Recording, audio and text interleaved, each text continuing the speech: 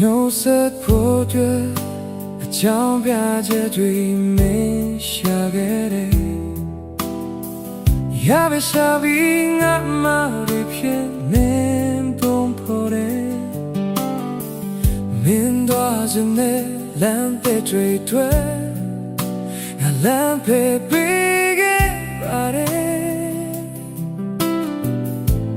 မိကငါဘယ်တော့မှအကင်းမဆိုခြင်းဘူး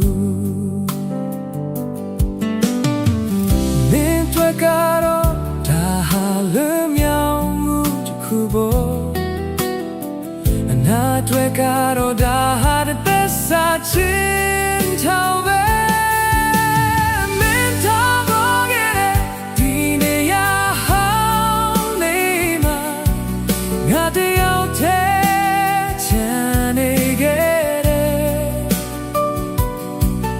ထွက်သွားတဲ့မင်းကိုငါ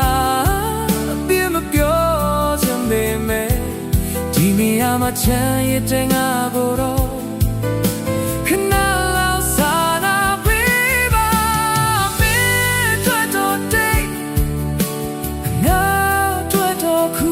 ထိအသက်ရှူနေရတဲ့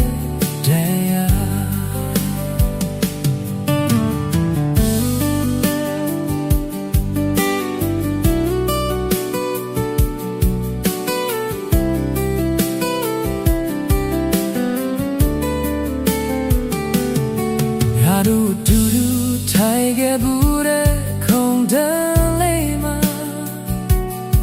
မင်းရဲ့ကိုယ်တဲ့နဲ့တွေကချင်နေတော့ပဲမင်းကတော့မေးဖြစ်ဖို့လေကူနေပေမဲ့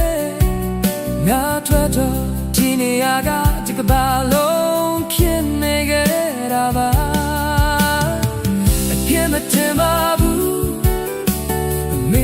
မထားပါဘူးဒါပေမဲ့ငါရဲ့မျက်ရည်တွေကိုတော့မြင်အောင်ချီးပေးပါစာနာဘူးလေတစ်ဆက်လောက်ပဲနောက်တော့ဆိုချင်တာမင်းထားတော့ခဲ့တဲ့ဒီနေရာဟောင်းလေးမှာငါတယောက်တည်းချစ်နေ